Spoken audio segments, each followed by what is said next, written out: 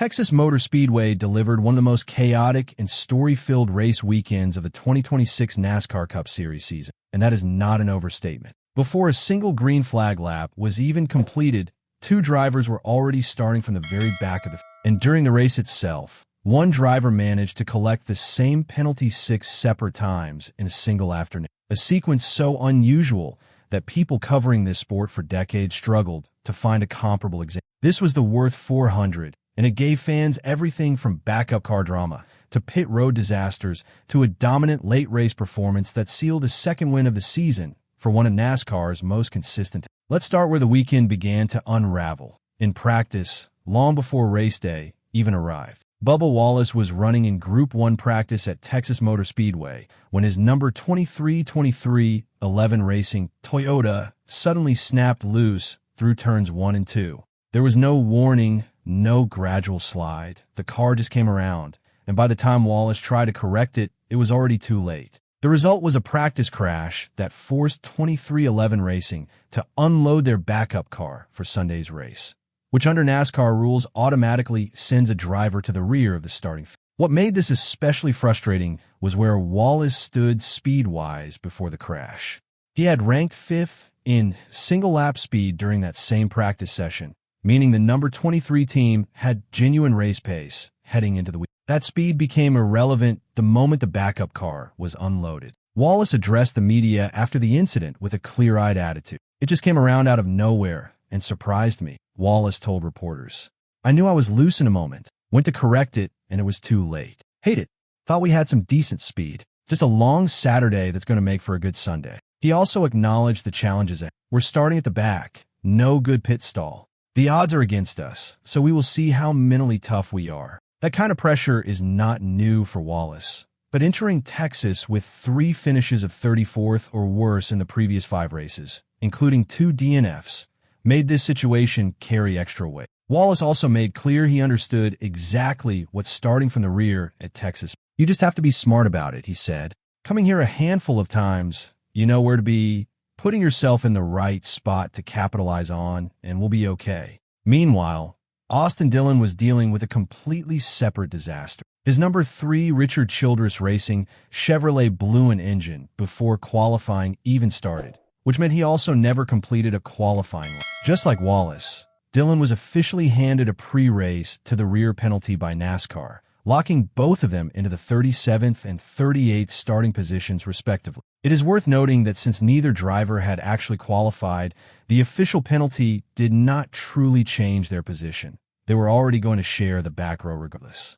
Nobody else was sent to the rear, meaning all 36 other drivers started exactly where they qualified. That qualifying session itself produced a remarkable result. Carson Hocevar put the number 77 Spire Motorsports Chevrolet on the pole, and right behind him in second was Daniel Suarez in the number 7 Spire Motorsports Chevrolet, giving Spire Motorsports a complete front-row lockout that caught a lot of people off guard. Chris Buescher lined up third for RFK Racing, with Denny Hamlin and Chase Briscoe completing the top 5 for Joe Gibbs Racing. The top 15 was stacked with names like Kyle Busch, Christopher Bell, Tyler Reddick, Alex Bowman, Ty Gibbs, Kyle Larson, Connor Zilisch, Austin Cindric, Chase Elliott, and William Byron. That was the field Wallace and Dillon had to cut through from the very last row. Now, here is where the race weekend takes a turn that nobody could have fully anticipated. The penalty report from the Würth 400 was extraordinary, and at the center of it was Todd Gilliland. The number 34 Front Row Motorsports Ford received 6 separate penalties during the race,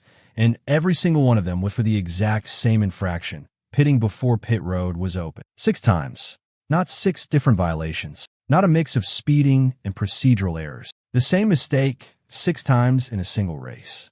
And to make it even more difficult to process, Gilliland was penalized twice on lap 97. The same lap, 2 separate penalties for the same thing. That kind of repeated error is almost unprecedented in modern Cup Series competition, and it resulted in Gilliland finishing 32nd, laps down, in what became one of the most penalty-heavy individual performances that NASCAR fans have seen in recent. But Gilliland's afternoon was not only defined by pit road penalties. On lap 68, he spun in front of the race leader Christopher Bell off turn 4. Bell was locked in a battle with teammate Denny Hamlin when Gilliland's car slid down the track and caught the right rear of Bell's number 20 Toyota. Bell tried to take evasive action toward the bottom of the track, but the contact sent his car rocketing into the outside wall, causing severe damage to the right side suspension. It was another one of those 50-50 calls, Bell said. Me and Denny were side by side, and I saw him spinning and Denny lifted,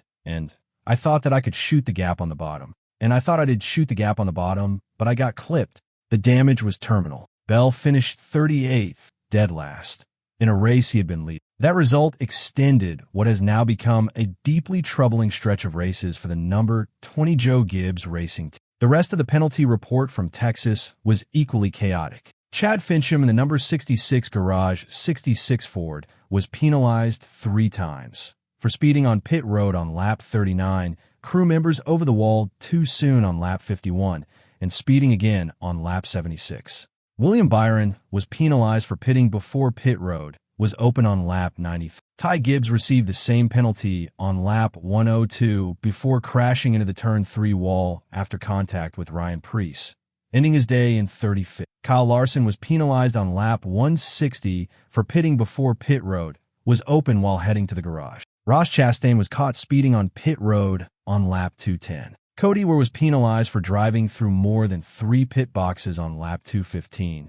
then again for pitting before pit road was open on lap 262. Noah Gragson was hit for speeding late in the race. And in post-race penalties, Ryan Preece was docked 25 points and fined $50,000 for the contact with Ty Gibbs. Beyond the penalty parade, several major storylines defined the race itself. Christopher Bell's crash on lap 6-8 was not just painful in the moment. It was the latest chapter in a 2026 season that has gone badly wrong for the number 20 team. Bell had finished 27th, 20th, and 17th in 3 of his previous 9 races at Texas, and this result, 38th while leading, was the worst of all.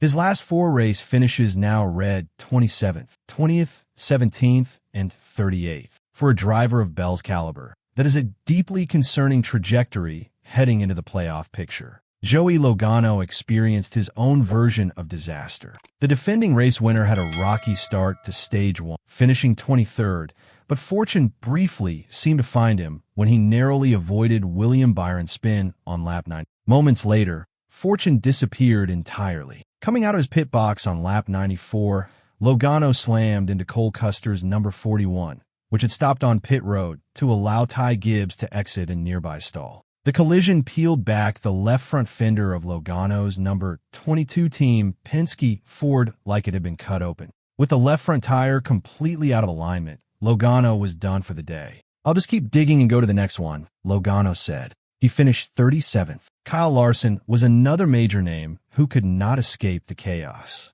The reigning Cup Series champion had been struggling with the handling of his number 5 Hendrick Motorsports Chevrolet before losing it entirely in turn 2 on lap 160, spinning out and hitting the wall on the driver's side. That resulted in a 31st place finish, the 4th time in 11 races this season that Larson has finished 32nd or worse. The 2025 champion is still searching for his first win of 2026.